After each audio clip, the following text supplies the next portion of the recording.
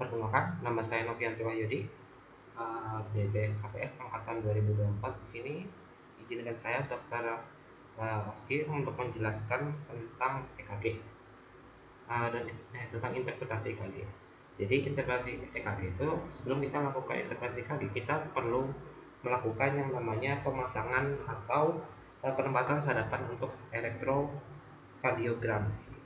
Penempatannya itu ada yang dasar dan juga ada yang tambahan. Untuk yang dasar itu ada yang namanya sadapan ekstremitas dan sadapan prekordial. Nah, untuk sadapan ekstremitas itu terdiri dari yang ada di tangan kanan, tangan kiri, kaki kiri dan kaki kanan. Dia dari kanan hijau, merah, kuning, hijau dan hitam.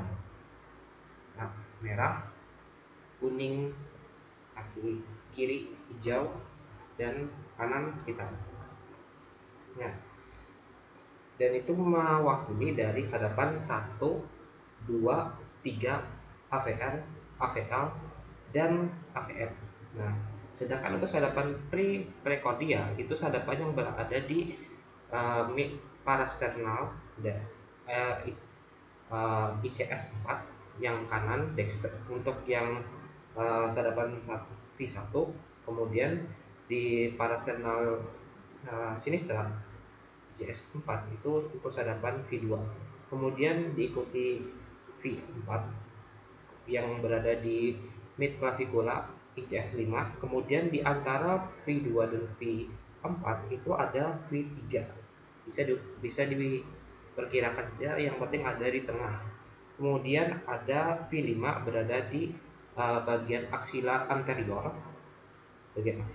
dan V6 itu berada di aksila mid media ICS 5. Nah, itu untuk yang sadapan dasar, 12 sadapan dasar untuk melakukan EKG. Nah, kemudian ada juga sadapan tambahan. Dia ini terdiri dari sadapan ventrikul kanan dan sadapan posterior. Nah, dia ini umumnya yang untuk sadapan ventrikul kanan itu paling utama V3R dan V4R, yang dimana umumnya digunakan pada kasus STEMI inferior, terutama bila terdapat ST elevasi pada sadapan 3 sampai 2. Sedangkan untuk sadapan posterior berada di bagian belakang tubuh, dia ini digunakan pada kasus ACS dengan ST depresi pada sadapan V1 sampai V3 atau bisa juga sampai V4 kurang lebih. Kemudian kita lanjut.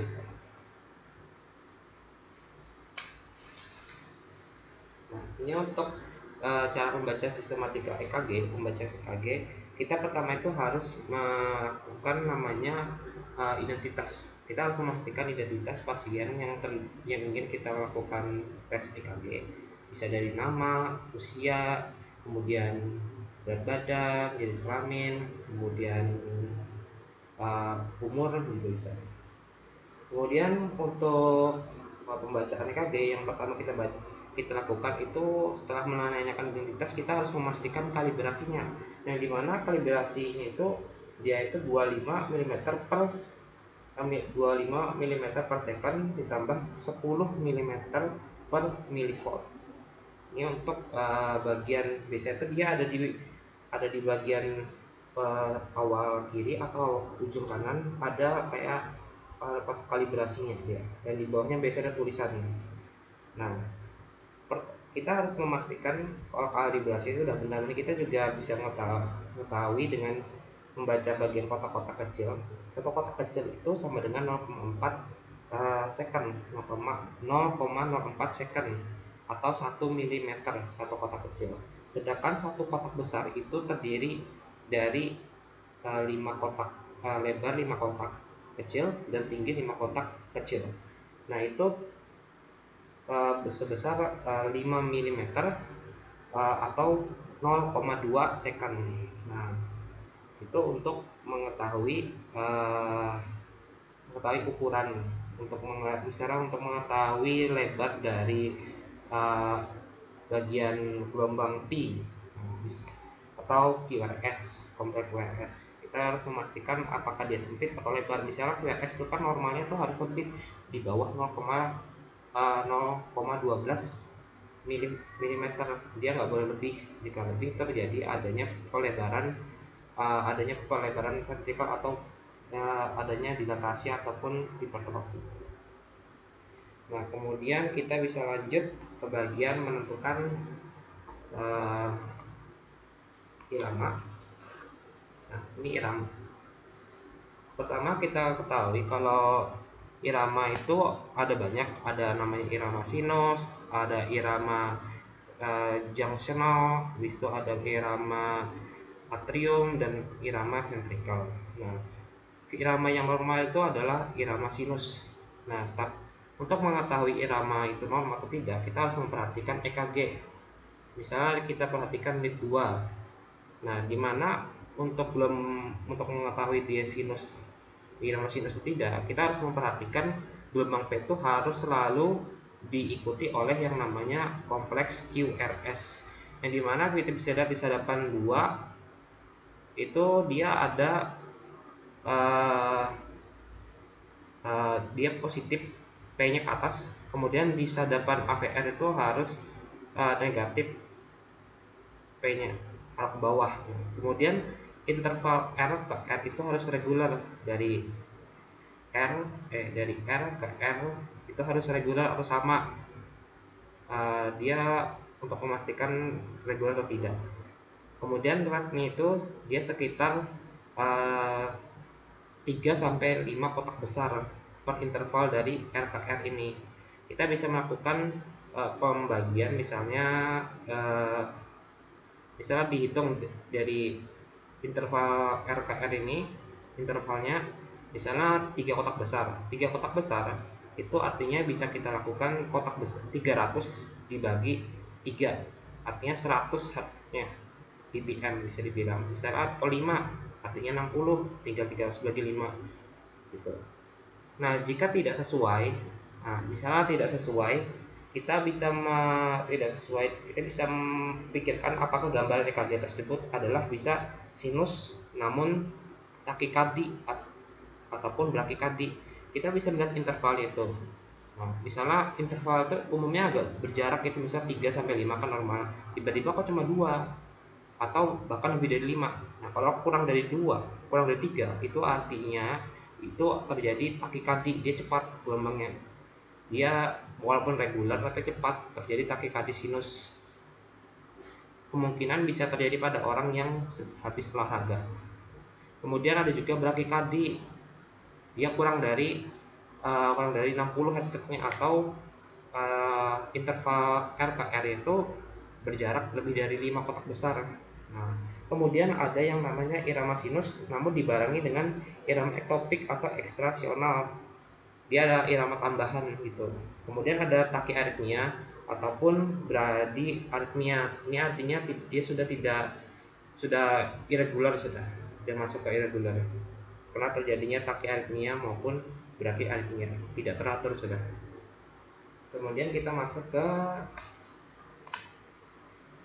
rate atau detak jantung. Nah, ini yang tadi sudah aku jelaskan juga. Untuk yang rate ini kita bisa memperhatikan ini, bisa dilihat. Nah, ini ada 1 kotak besar, 2 kotak besar, 3 kotak besar, 4 kotak besar, dan 5 kotak besar.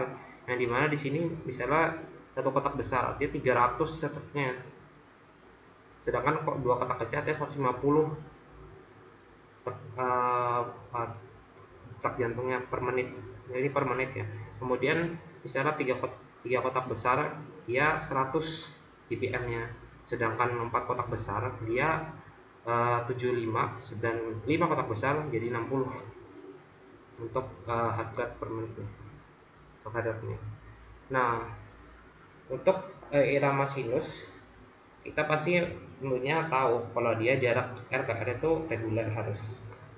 Untuk menghitung seperti ini kita harus tahu itu reguler atau tidak dengan menghitung kotak besar atau kotak kecil yang berada interval ini.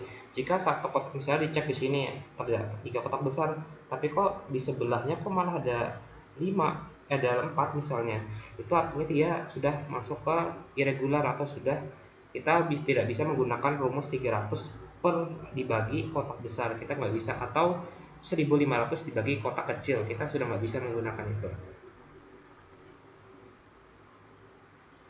Kemudian kita masuk ke untuk irama jarak ke R. Misalnya ini rumus untuk menghitung irama jarak R ke R yang irregular atau tidak sama tiap R, interval R di misalnya di sadapan 2 itu tidak sama. Misalnya kita ini dia tidak seirama, ada ini lebar, sempit, sempit, makin sempit, lebar lagi, mengecil sedikit, makin lebar, sempit, makin lebar lagi, mengecil, mengecil, mengecil. Nah, itu irregular.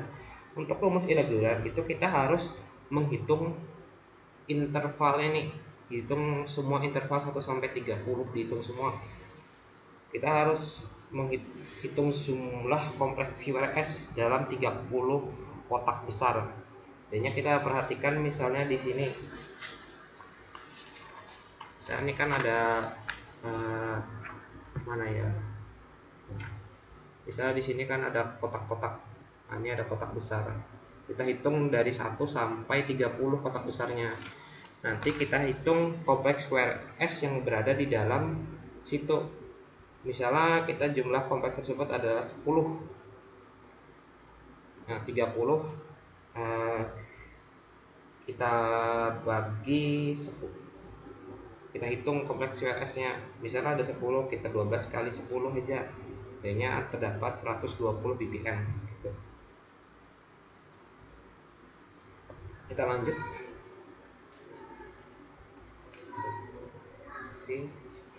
Nah, ini untuk sistem kita mengetahui aksis dari jantung. Kita tahu jantung itu kan dia melihat memiliki yang namanya aksis. Jantung kan kelistrikannya dari sinoatrial ke bagian apex, yang dimana sinoatrial ini akan menjalar di atrium itu sendiri, kemudian dia akan menjalar ke bagian sinus AV, atrioventricular, yang dimana dia akan terdapat jeda yang oleh bundle His. Nah, nanti dia akan dari bundle His itu nanti akan ke branch left branch sama right branch, dan nanti dia akan menjalar ke serabut Purkinje. Nah, setiap titik-titik itu dia memiliki memiliki fungsi yang mirip dengan sinoatrialnya. Ini jadi sel elektris yang dia menyebabkan adanya tegangan di situ. Semua tempat itu memiliki tegangan, makanya jika sinoatrial ini berhenti berfungsi, AV ini masih bisa berfungsi untuk menggantikan sinoatrial, namun dengan tegangan yang lebih rendah. Karena misalnya dari 60 per 100 mV turun jadi 40 per 60, 20 per 40, 10 per 20 gitu, dia akan makin turun. Makanya itulah fungsi dari tiap-tiap sel elektris dari tiap tempat ini. Nah, kemudian untuk agak beda, tadi kita membahas tentang aksis ya. Nah, untuk mengetahui aksis kita bisa melihat arah lambatan listrik jantung terlebih dahulu yang tadi sudah dijelaskan. Umumnya aksis itu pada potongan yang koronal. Kita bisa memperhatikan pada sadapan 1, 2, dan AVF. Nah, kita bisa lihat QRS-nya itu dominan ke arah atas atau ke bawah. Kalau ke atas dia positif, kalau ke bawah itu negatif. Nah, kayak gitu. Nah, ini gambarannya. Nah, ini sadapan 1, sadapan 1, sadapan 2, sadapan 3, sadapan 1, 2, 3-nya. Kemudian di sini ada AVL, AVR, dan AVF. AVF itu dia gabungan dari 3 dan 2, dia di tengah. Nah, untuk sadapan 1 ini 0 derajat, dia sebagai awal dari derajat dan aksis ini. Ini arah jadi depolarisasi dari sinoatrial menuju serabut Purkinje dan Purkinje. Nah, ini kita kemudian bisa untuk memperjelas arah aksis, kita bisa memperhatikan ini. Nah, di sini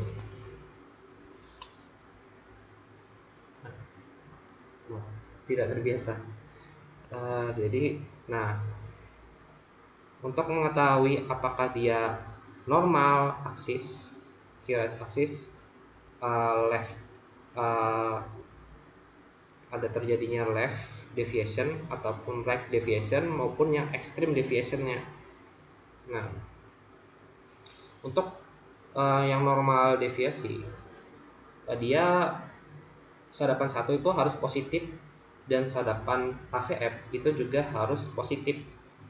Maka dia akan mengarah dari sini, dia akan membuat garis seperti ini dan dia akan mengarah ke sini.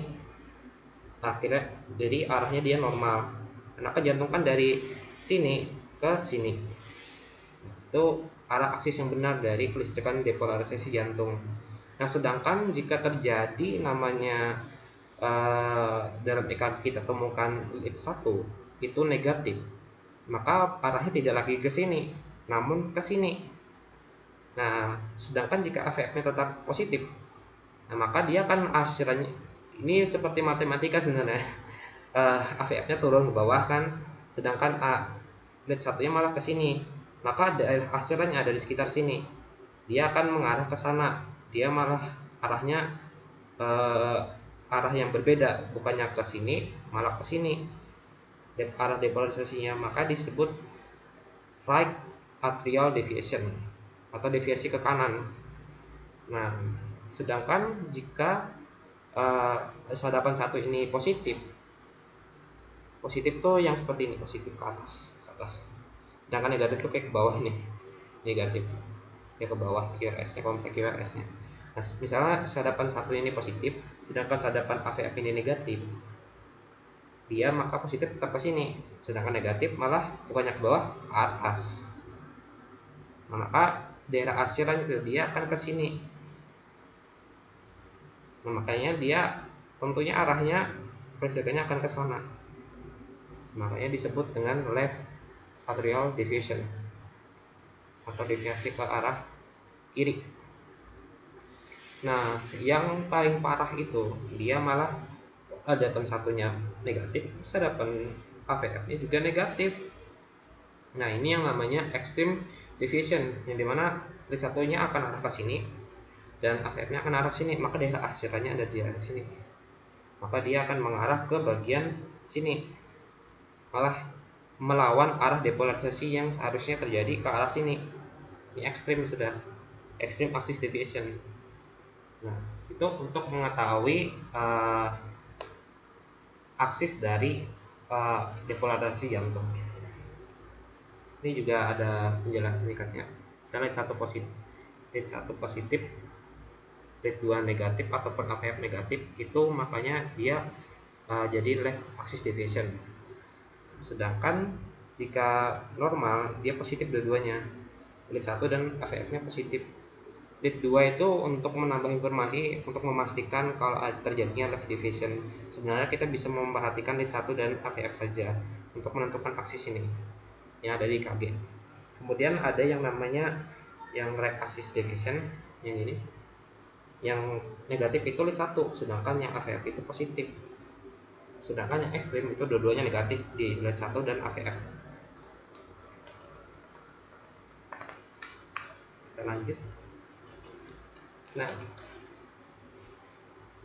secara umum EKG itu normalnya seperti ini. Kita harus memastikan gelombang P itu dia harus tingginya itu kurang dari 2,5 gelombang P. Dia tidak boleh lebih dari 2,5 tingginya kotak kecil. Yang panjangnya itu tidak boleh lebih dari 3 kotak kecil atau 0,12 second, 0,12 second atau 3 mm. Kemudian interval PR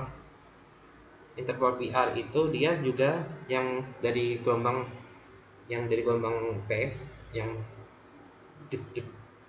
ada garis lurus, bisa ada ke bawah ke atas. Nah, ini yang lurus itu namanya interval PR, yang dari awal gelombang P sampai awal kompleks QRS. Panjangnya itu normalnya 3-5 kotak kecil, tidak lebih maupun tidak kurang.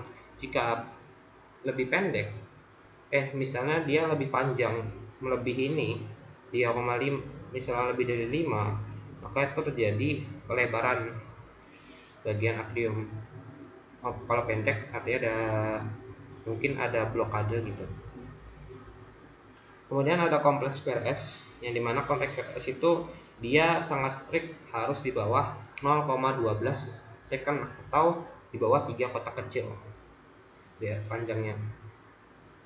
Nah, kemudian ada yang segmen T. Segmen T ini harus juga diperhatikan karena kita harus untuk memastikan apakah terdapat STEMI ataupun tidak. Jika terdapat elevasi maupun depresi, itu bisa menandakan adanya STEMI. Jadi kita harus waspada terhadap itu.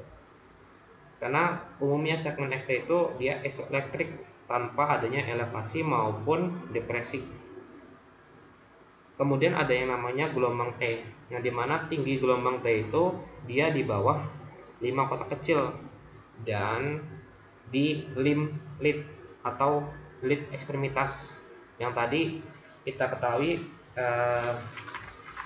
lim ekstremitas itu terdiri dari sebentar ya.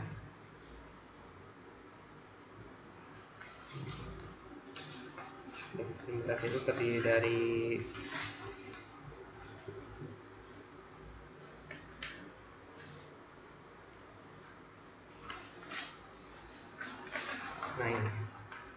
lim ekstremitas atau lim lid itu dia 1, 2, 3 AVR, AVL dan AVF. Kita harus memperhatikan di situ, dan di bawah 10 kotak kecil pada precordial lid yang V1 sampai V6 itu.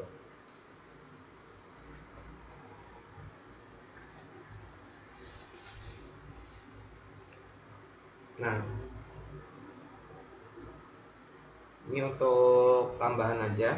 Misalnya untuk kelainan untuk P, jadi kelainan umum pada P itu bisa lihat pada sadapan 2. Jika lebarnya itu lebih dari 3 kotak kecil seperti huruf M, terjadinya P mitral, pulmonal mitral, menandakan adanya dilatasi atrium kiri. Sedangkan jika di sadapan 2 itu tingginya lebih dari 2,5 kotak kecil, maka itu menandakan ada P pulmonal, menandakan terdapat dilatasi atrium kanan, pelebaran. Itu perlu ketahui juga pelebaran atau dilatasi dengan yang namanya hipertrofi itu beda. Untuk yang namanya dilatasi atau pelebaran, dia itu artinya ruangnya, lumennya itu membesar, bisa karena adanya cairan yang berlebih akhirnya membesar, dia terdorong membesar. Sedangkan hipertrofi itu biasanya terjadi dinding sel dari jantung itu yang awalnya tipis melebar, akhirnya ruang lumen atau ruang jantung itu mengecil karena dindingnya makin tebal, akhirnya susah darah itu masuk, dan atau bahkan bisa sedikit atau bahkan tidak bisa masuk sama sekali. Itu yang bisa menyebabkan, dari dua hal itu bisa menyebabkan yang namanya gagal jantung, karena tidak adekuat.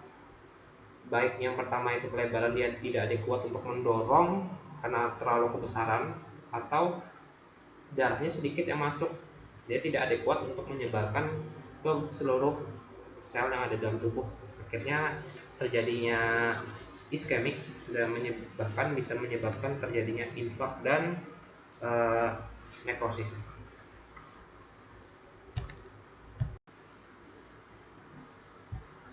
Baik, kita bisa lanjut.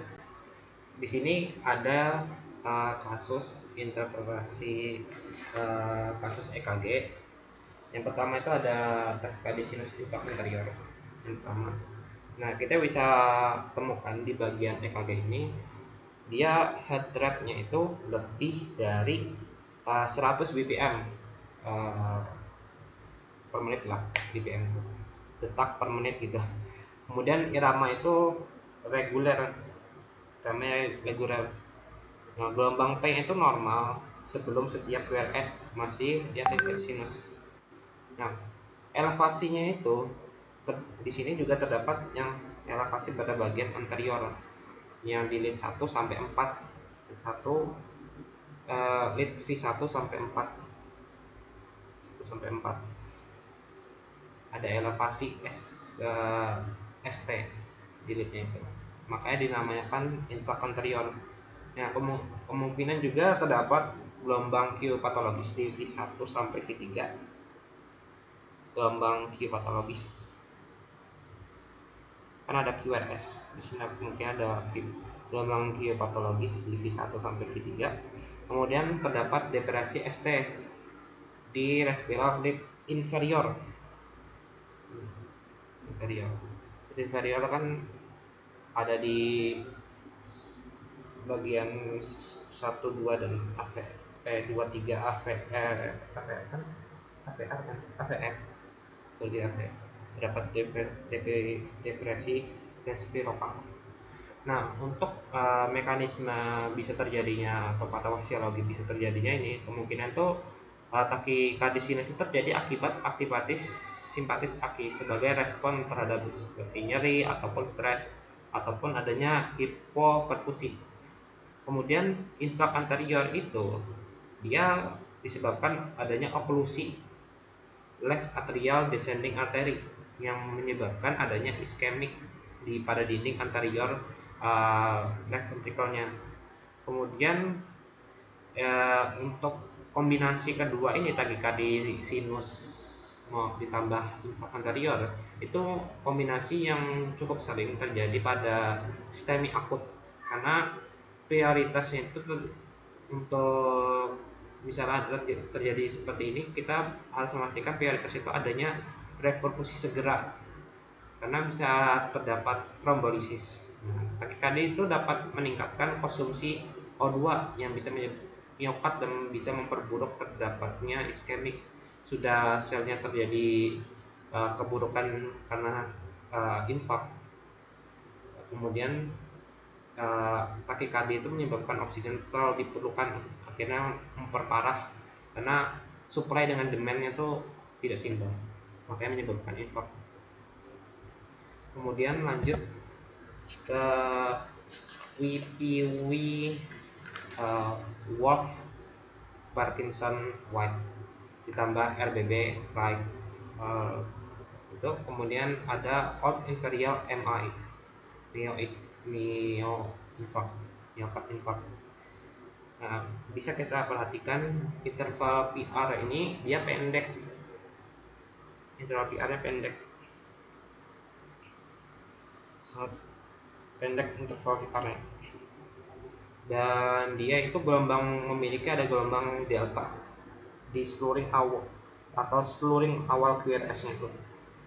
Kemudian QRS ini dia melebar yang seharusnya di bawah 0,12 3 kotak kecil menjadi di atas itu, makanya terjadi RBB right itu. Kemudian dia bisa dilihat di RS di V1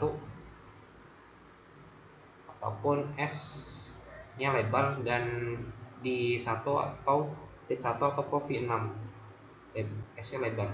Kemudian terdapat gelombang Q patologis di lead 2, 3, lead 2, 3 dan AVF. Di AVF ada. Kemudian adanya T inversi. Ini ada T inversi di lead inferiornya, T inversi di lead inferior, ataupun adanya ST depresi di lead inferior gitu. Nah, untuk WPW atau Wolff Parkinson White ini itu terjadi karena konduksi aksesoris atau bundle of Kent itu membypass nodus AV. Nah, makanya terjadi pereksitasi ventricle. Sedangkan RBB itu akan terdapat adanya hambatan konduksi di cabang kanan right bundle division ini.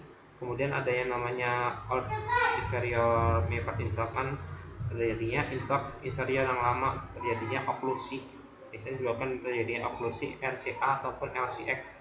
telah menyebabkan terjadinya nekrosis permanen di dinding inferior. Kemudian lanjut, kita bisa memperhatikan sekarang untuk kasus selanjutnya. Ini LVH plus LHA, left ventricle hypertrophy, kemudian ada left atrial hypertrophy, kemudian ditambah adanya influx anterior dan iskemi anterolateral.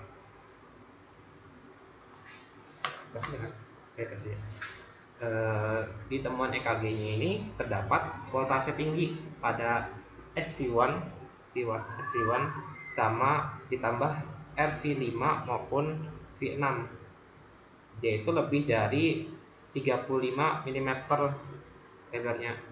Makanya ini terjadinya left ventricle hypertrophy lebar, tebal gitu. Kemudian di P mitral itu P-nya lebar, ada P mitral, P-nya lebar, dia lebih dari 0,12 second. Nah, dan ini menandakan adanya LAH karena ada pelebaran PRW-nya lebar. Seharusnya cuma di bawah 0,12 kok malah jadi panjang lambang P-nya. Nah, ini menandakan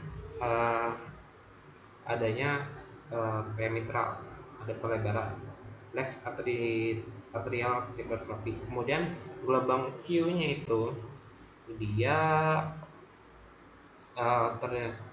di V1 sampai V4 itu dia ada ST elevasi residual, ada, nah ini ada ST elevasi residual, kemudian ada depresi ST di V dan T inversi di V4 sampai V6, dan AVL juga ada bisa V4, V6 sama 1 lead 1 sama AVL. Ini iskemi anterolateral yang menandakan iskemi anterolateralnya. Kemudian adanya deviasi aksis ke kiri, bisa diperhatikan di lead 2. Untuk yang dia lead satunya itu positif, di lead 2 lead satunya itu positif P-nya, sedangkan di AVF itu dia depresi negatif P-nya. Akhirnya itu makanya deviasi aksis ke kiri. Nah, mekanisme terjadinya semua hal ini adalah ventricle hypertrophy, left atrial hypertrophy, influx anterior, dan ischemic anterolateral. Ini dia LVH-nya itu dia disebabkan mungkin terjadinya hipertrofi, hipertensi yang kronis atau penyakit katup. Nah, bisa untuk terjadi, makanya terjadi hipertrofi kompensasi. Karena adanya hipertensi yang kronis itu dia untuk kompensasi sel dinding sel itu hipertrofi untuk mengkompensasinya. Sedangkan left atrial hypertrophy ini dilatasi atrium kiri akibat disfungsi diastolik left ventricle hypertrophy. Makanya dia berhubungan, karena disfungsi diastolik left LVH-nya itu dia menyebabkan terjadi deviasi dilatasi atrium kiri. Akhirnya ada left atrial hypertrophy. Kemudian ada influx anterior plus ischemic anterolateral. Ini karena keterlibatan dari luas LAD atau ditambah juga adanya cabang diagonal ataupun marginal. Ini bisa menandakan sebagai kompleks, ini bisa menunjukkan adanya penyakit kardiovaskular lanjut yang pasien itu berisiko tinggi HF dan aritmia, dan perlunya adanya LHVH ini bisa adanya dengan repolarisasi abnormal dapat menyembunyikan perubahan iskemik. Nah, makanya perlu butuh korelasi klinis dan ekokardiografi untuk memastikan hal tersebut. Sudah 3, kita lanjut lagi ke yang keempat ini.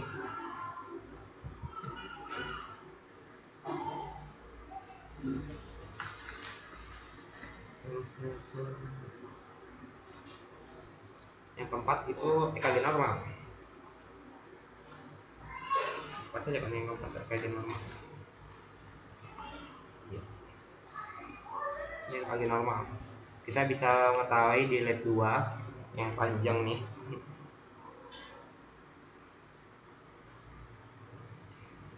Dia irama sinus regular, heart rate-nya itu pastinya tentunya 60 sampai 100.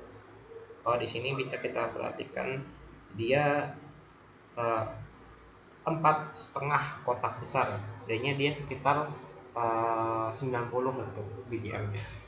Kemudian ada interval PR itu dia masih dalam interval 0,12 sampai 2 milisecond. Kemudian kompleks QRS itu kurang dari 0,12 second. Dan morfologi bentuk dari QRS-nya itu dia normal. Morfologinya tidak ada gelombang Q yang patologis, gelombang Q-nya tidak ada yang patologis, normal saja. Kemudian di segmen ST-nya itu, segmen ST dia isoelektris, lurus isoelektris, dan gelombangnya itu tegak normal, tinggi, tegak normal. Level gelombangnya itu menandakan adanya terdapat replikasi ventricle. Nah, kemudian ada transisi R atau S itu normal, transisi R ke S di lead precordial V3 sama V4. Nah, untuk ini adalah EKG yang normal, karena kan ini merupakan hasil dari depolarisasi sinus node. Kemudian ada konduksi normal melalui nodus AV, adanya bundle his cabang kiri dan kanannya, kemudian kas rambut berkinje. Ini menyebabkan ada kontraksi ventrikel yang terkoordinasi, tidak kelainan struktural ataupun adanya iskemik. Adanya ini adalah gambaran EKG yang normal. Lanjut, kita selanjutnya ini adalah RBB sama import inferior. RBB sama import inferior. Di gambaran di sini ada QRS-nya itu melebar. QRS-nya melebar. Kompleks QRS-nya banyak yang melebar. Bisa dilihat di sadapan 2, 3, 4. 2, 3 dan 2 ini melebar ya. Lebih dari 0,12 second. Kemudian SR-nya itu dia atau rapid earring itu dia terdapat di V1 dan V2, dapat rapid ear RSR. Kemudian ada S yang lebar di lead 1 APL dan V6 V5 sampai 6. Ini menandakan adanya tanda RBB yang klasik. Kemudian ada Q patologis di lead 2,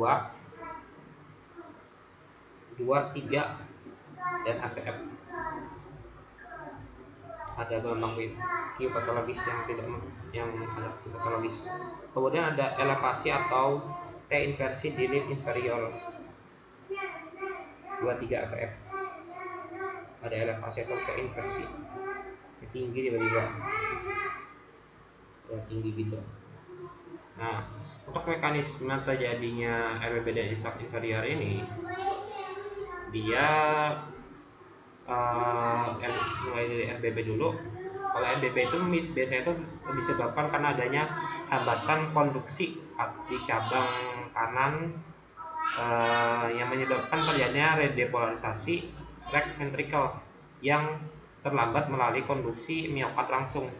Nah, sedangkan import inferior ini biasanya memang terjadi karena oklusi LCA yang dominan atau LCX-nya, yang terjadi nekrosis dini inferior, left ventricle maupun right ventricle-nya. Biasanya ini bisa RBB itu bisa yang adanya disebabkan kongenital maupun dia didapatkan karena kebiasaan hidup, biasanya karena hipertensi, adanya emboli paru gitu, atau adanya aterosklerosis. Kemudian pada inferior ini biasanya RBB itu baru menunjukkan keterlibatan sistem konduksi yang biasanya menyebabkan prognosisnya itu lebih buruk dan bisa diwaspadai blok AV derajat tinggi. Kemudian lanjut ke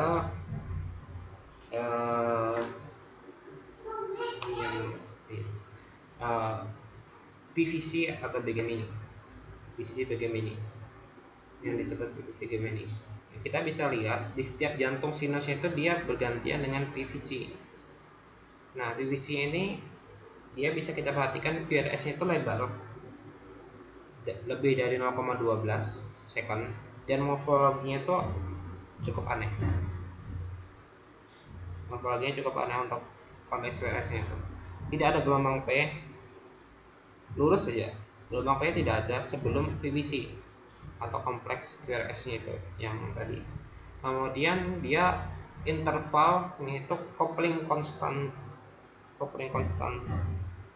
dan ada gelombang PVC yang arahnya itu berlawanan dengan arah QRS atau disebut dengan discordan namanya. Kemudian ada yang namanya post compensatory setelah PVC. Ada post compensatory. Nah, untuk mekanisme ini PVC itu dia berasal dari fokus ektopik ventricle yang dimana Gemini atau pola 1 banding 1 sinus PVC itu menunjukkan fokus sangat iritan. Nah, mekanisme itu re-entry dari intraventricle atau otomatisitas abnormal dipicu oleh biasanya iskemi, elektrolit obat, kemudian atau ada stimulasi katekolamin yang berlebih. Kemudian lanjut. Kemudian kita ke bagian figur 1260. Di sini ada infak anterior akut menandakan adanya iskemi anterior. Nah, di mana di sini terdapat elevasi ST di lebih dari 2 mm di V1 sampai V4. Biasa disebut dengan tombstone atau kotak. Di sini bagian anteriornya, elevasi di sini. Nah, kemudian ada gelombang Q yang baru atau dalam V3 dan V1 sampai V3-nya ada gelombang Q baru. Kemudian ada terdapatnya hipertensi gelombang T awal atau hiperakut T. Dan terdapat depresi ST di respirokal lead 2, kemudian 3 sama AVF. Depresi respirokal, depresi ST respirokal. Yang juga ada kemungkinan gelombang R-nya itu menurun atau disebut dengan poor air progression. Bagian R itu dia ada gelombang R itu menurun, nih, turun di bawah gelombang R-nya. Artinya biasanya, tapi tidak semuanya R itu dia turun di lead. Dia ada kayak penurunan kita ya sebenarnya. Kemudian nih mekanismenya ini biasanya disebabkan dari trombosis akut pada left atrial LAD proximal yang menyebabkan oklusi total, yang dimana di situ karena oklusi terjadinya dapat zona infak karena tidak terdapat perairan darah di situ menyebabkan nekrosis. Kemudian ada tambah zona iskemik dari peri-infaknya. Nah, elevasi ST itu merupakan kerusakan transmural akut atau arus injury. Ini merupakan salah satu dari emergensi kardiologi karena terdapat elevasi ST menyebabkan adanya kerusakan transmural akut atau arus injury. Kita bisa lanjut. Nah, di sini yang cukup ngeri adanya takikardi pada ventricle. Cukup berantakan kan takikardi ventricle. Nah, di sini emang karena biasanya tuh heart rate itu luar biasa, sangat tipis banget. Kotak kecil itu bisa, kotak besar tuh bisa satu atau bahkan lebih, malah ke kotak kecilnya malahan dekat banget, bisa 3 kotak kecil interval R ke R-nya, makanya bisa 100 bahkan 250 bpm di sini. Kecil banget satu kotak. Ini kalau di sini cuma satu kotak besar aja sih, dia 100, bahkan di beberapa tempat bisa, tapi kayaknya kelihatan relatif regular sih, satu kotak besar, 2 kotak besar gitu. Tidak ada gelombang P yang berkaitan dengan QRS, bisa dilihat aja di sini langsung kot duk duk duk duk duk masret gitu, dia tidak ada gelombang P, nggak kelihatan menurut itu. Dia sudah bukan irama sinus lagi, tidak ada gelombang P yang berkaitan dengan QRS. Bahkan ini bisa disebabkan adanya blokade, bisa mungkin karena kayak sudah nggak berkaitan dengan QRS. Kemudian ada disosiasi dari AV-nya itu sendiri, yang dimana P dan QRS itu dia independen. Makanya di sini ada atrial dengan ventrikal itu terdapat blokade, dia bergerak independen, nggak kayak mengalir gitu, tapi malah dekat satu sama lain gitu bersamaan, dan pisah dia sudah. Makanya terdapat capture beat, atau terdapat juga capture beat, fusion beat, atau genomonic STP nya. Kemudian ada morfologi LBB, ada kayak LBB dan atau RBB, pola dari LBB maupun RBB di sini. Untuk mekanisme patofisiologinya ini, mekanisme utama itu disebabkan dominan karena re-entry di sekitar jaringan paraventrikel itu, atau biasanya terjadi pada pasca infark. Nah, sumbernya itu biasanya fokus pada ektopik atau sirkuit re-entry dari ventrikelnya tanpa kondisi retrograde yang menyebabkan disosiasi AP. Ini aritmia yang biasa sangat mengancam jiwa. Oke, jadi yang bisa dipastikan dari sini. Kemudian kita lanjut ke figur 1264. Di sini ada infark anterior. Nah, untuk di gambaran EKG sini, gelombang Q patologis di V1 sampai V4 itu dia lebar lebih dari 0,4 second. Di V1 sampai V4 nya itu dia gelombang Q nya itu patologis, lebar malahan, dan dia itu dalam lebih dari 21/3 R, ada 3 R nya. Makanya ini termasuk dalam gelombang Q patologis. Karena kan ada minimal Q nya itu dalam, minimal Q itu 1/3, 1/4 ya, dalam dari R. Nah, perubahan STT residual itu adanya mungkin atau evolusi residual atau evolusi perubahan STT. Kemudian ada core air wave.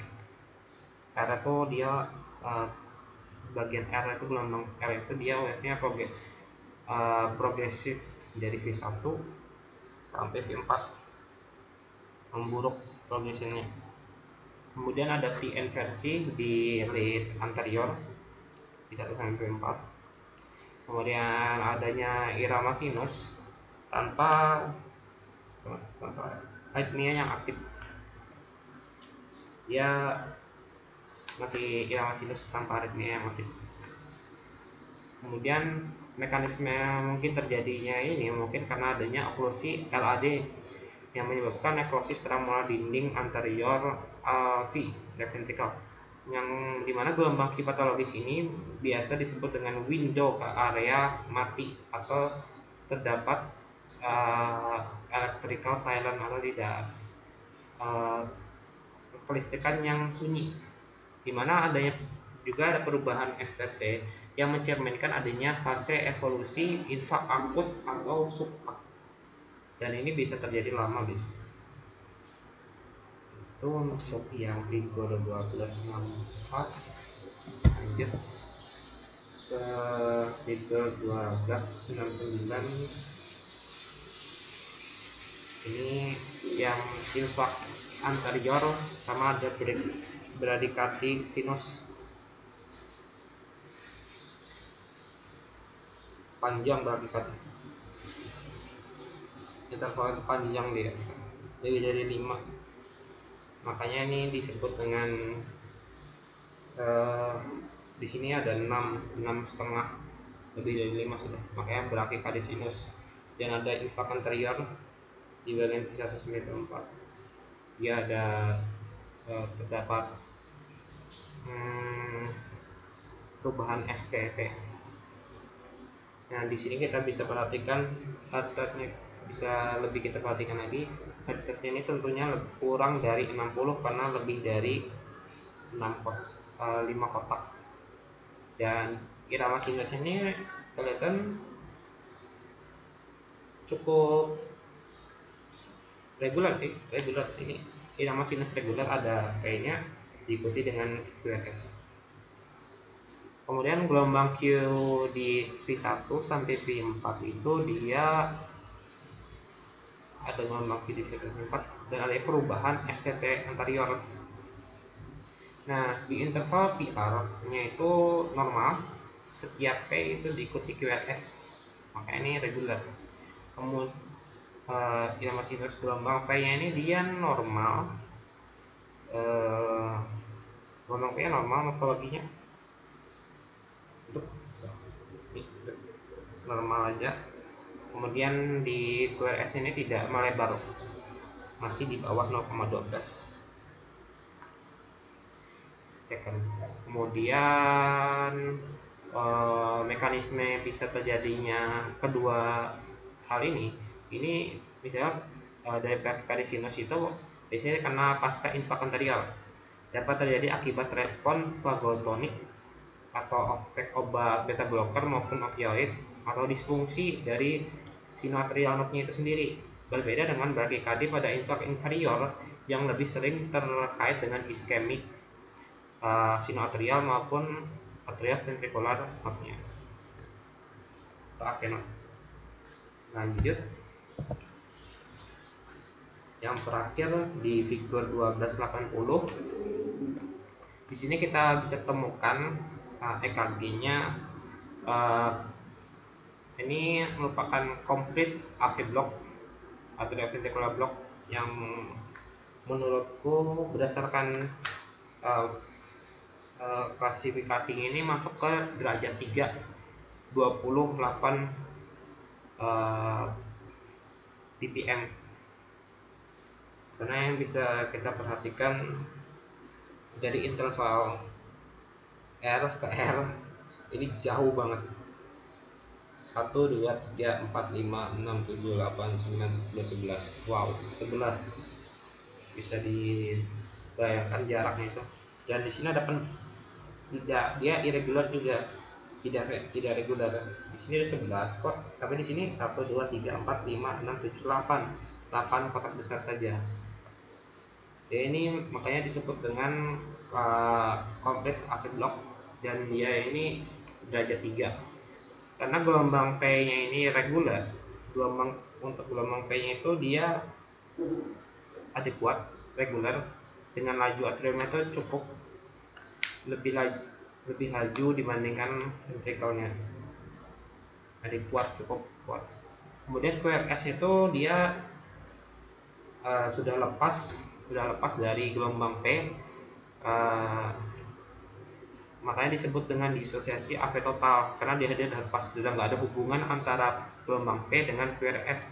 Ini sudah bukan irama sinus, sudah beda ini, dia sudah pisah karena ada ventricular block, AV blocknya. Kemudian laju ventricular itu sangat lambat, 28 bpm, menandakan adanya namanya escape rhythm. Kemudian QRS-nya itu dia QRS-nya lebar, QRS-nya lebar.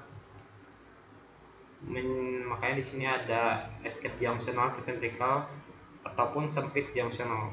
Sempit bisa QRS-nya lebar atau sempit. Di sini ada yang lebar, ada yang sempit. Kemudian ada interval PP-nya itu dia konstan. Interval PP-nya konstan dan interval RR-nya juga konstan. Tapi tidak sinkron, dia sudah nggak sinkron. Interval PP dan PR itu interval PR itu sudah tidak sinkron, tapi dia konstan.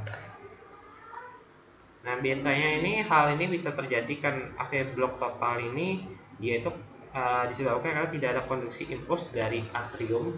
Yang dari atrium ke ventricle itu sudah tidak ada impuls yang berkelanjutan atau depolarisasi yang seperti rantai gitu. Impuls sinus itu dia memicu atrium lemah, tapi ventricle itu dipacu oleh pacemaker escape atau nodal atau ventricle. Karena kan setiap node itu dari SA AV itu memiliki tenaga listrik yang masing-masing sebenarnya. Dan dari sinoatek, tetapi kenapa mereka itu selalu berurutan dan normal itu karena SA node itu dia tegangannya lebih tinggi dibandingkan semua titik-titik yang ada di tempat lain sel elektrisnya itu. Makanya dia menekan yang lainnya, jadinya dia bisa jadi sinkron gitu. Tapi di sini terdapat blok, akhirnya mereka sendiri-sendiri kontrak tegangannya sendiri-sendiri. Biasanya ini disebabkannya itu bisa kena infak maupun kasus degeneratif ataupun adanya pengkonsumsi obat-obatan yang seperti efek samping gitu. Dan ada juga yang namanya limb disease. Baik. Sekian intervensi EKG dari 11 1 2 3 4 5 6 7 8 9 10 11 kasus EKG yang sudah disampaikan. Mohon maaf jika ada kekurangan karena belum terbiasa merekam seperti ini. Mohon maaf atas kekurangannya. Terima kasih. Wassalamualaikum warahmatullahi wabarakatuh. Sampai jumpa dan selamat melanjutkan aktivitas.